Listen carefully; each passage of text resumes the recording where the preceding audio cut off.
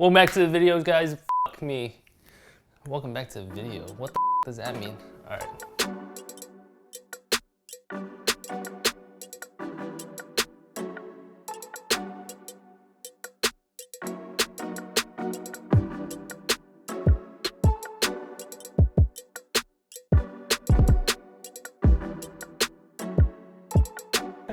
All right, welcome back to the channel, guys. Today we have something different for you. Usually I do a lot of French wines on the channel because I drink a lot of it, but today we have something from South Africa. This is a wine producing country that I think is really underrated. This here is our 2013 Hamilton Russell Vineyards Chardonnay. This is coming from the Hamilton Ard Valley, Hamilton Ard meaning heaven and earth. This is coming from within Walker Bay, which is within the Western Cape of South Africa, right? South Africa is a country that a lot of people relate with these like warmer climates, but because of the coastal influence and those like currents coming up from Antarctica, we're having all these cooler climates along the coast. The soils here there's some similarities with Burgundy just because of the clay. And so you are gonna see a lot of production of Chardonnay and Pinot Noir. Hamilton Russell is one of the first producers making really quality Chardonnay and Pinot Noir. This wine specifically is gonna see a lot of these French oak aging, so it's going to be a third, and a third in new French oak, a year-old and 2-year-old French oak, and it's going to be aged out for 8 months or so, right? Obviously, this wine has a little bit of age to it. It's a 2013, so it's about 8 years in the bottle now. So that's going to really add on those complex, savory qualities of the Chardonnay, right? Younger Chardonnays, we're seeing mostly of these fruit aromas. Here, we might see a little bit more of those umami savory qualities, a little bit more of those like warmer spices, as well as some of this honeyed, waxy quality to it. Yeah, let's pop it open and let's see how it tastes. I left my wine key in my work bag. So today, we're working a little differently, right? I know, what a chump. But I'm gonna cut the foil with a paring knife because I still want that clean cut, and we just won't tell anybody about this guy, but I'm sure this is what your parents use. All right. Hope I don't cut myself. That wouldn't be good, right? All right, not as clean, not as clean. But I don't got my baby with me. My other baby. Getting some dirty looks over there. You know what I like about this opener? It's like the arms come up. It's like, yay!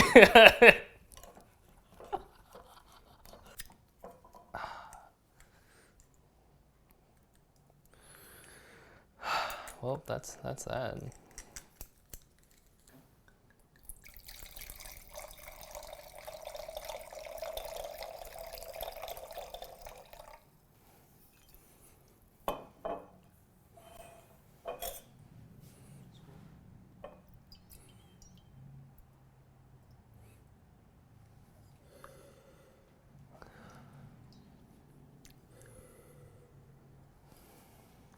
Let's get into this wine.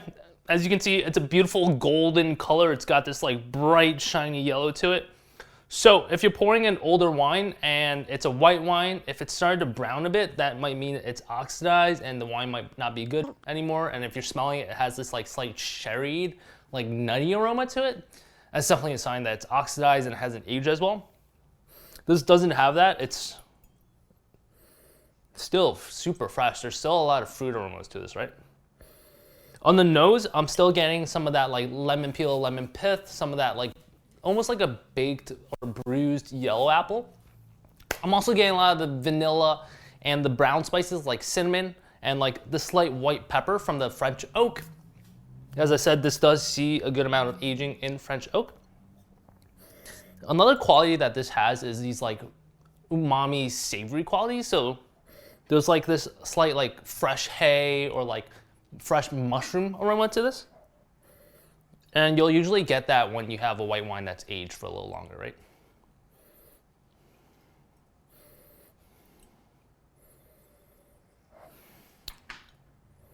Yeah, let's taste this.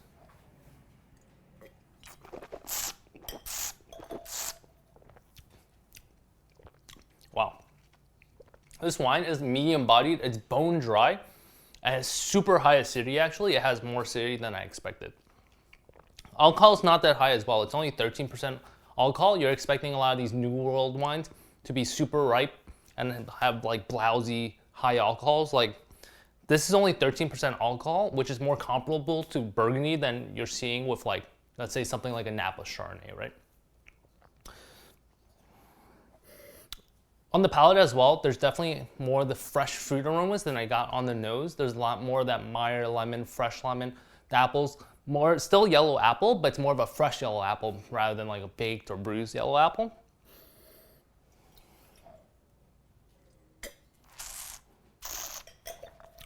I'm still getting those savory and oak qualities on the palate as well, but they're not as strong as they were on the nose, right?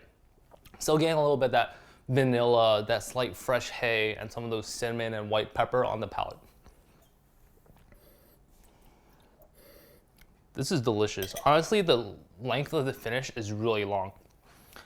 This bottle cost me maybe only like $30 or so, and the quality of this wine compared to the price is extremely high. I think it's because South Africa is not as prevalent on the wine market as some of these other countries are. Like I would much rather buy this than even some Burgundies or California Chardonnays where you're paying $30, $40, $50 for a wine that's just okay.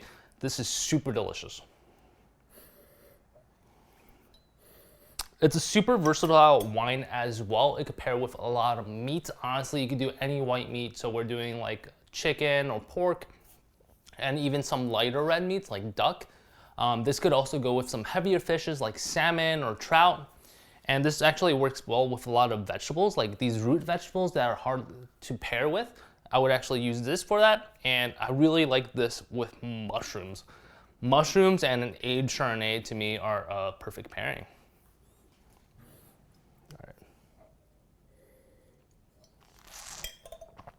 For today, the dish that we're cooking is gonna be fairly simple and quick to make. I'm gonna make little puff pastries stuffed with fresh mushrooms and a little bit of cheese. And yeah, let's get into it. First, we'll be starting with our mushroom filling. We're gonna be mincing about 4 cloves of garlic. We're gonna dice 1 medium onion.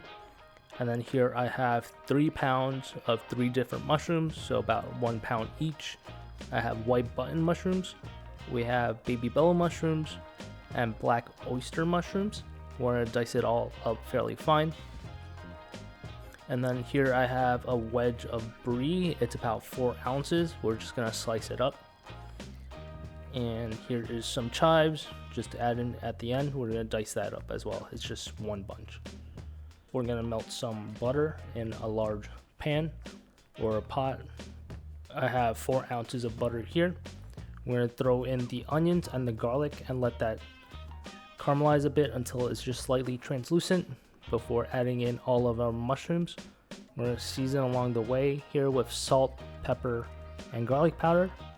We're gonna let this reduce until it's about 1/3 of the way down before adding in our brie to melt and our chives as well. Then we're gonna let this cool and we're gonna get the phyllo dough ready. We're gonna take 2 sheets out, get the bottom sheet down, and then we're going to make about 6 to 8 different portions of mushroom filling, and then we're gonna put egg wash in between each one before we put on the top sheet, and then we're gonna slice between all of the fillings, and then we're gonna press it down with a fork just to make sure that it seals. After that, we're gonna get this on our baking sheet. Here I have a silicone pad. You can also use parchment paper before we top the top with more of that egg wash. We're going to bake this at about 350 degrees for about 15 minutes or until it's golden brown, and then they're ready to pull. Our mushroom and brie little phyllo dough pastries are ready. Let's give one of these a taste. They're looking real crispy. I hope I don't burn myself.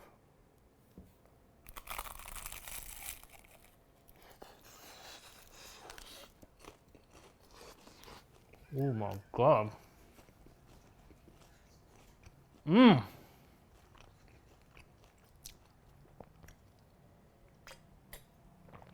Yo, that is delicious. The cheese is super gooey, it's super earthy and umami. And this has just the right amount of acidity to wash away that like cheesy fatness, and the mushroom flavors in both of these is super earthy and they pair so well. Yeah, I think I'm gonna eat all of these, so. You wanna get one?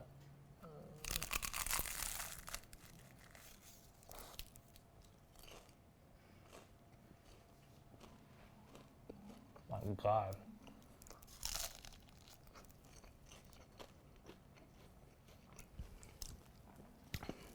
This is like a mushroom and cheese Pop-Tart. Wish I had these for breakfast as a kid.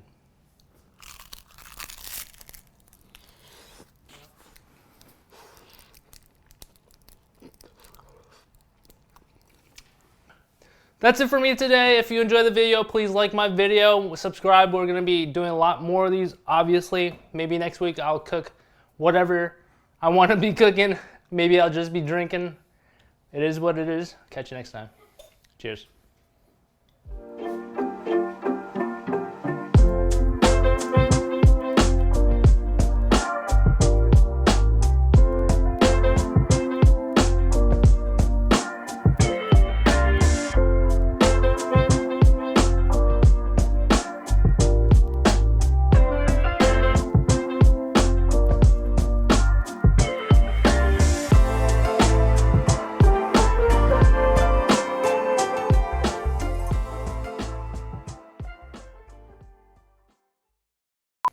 Alright guys, that ping ching ching chong hachi ikinale.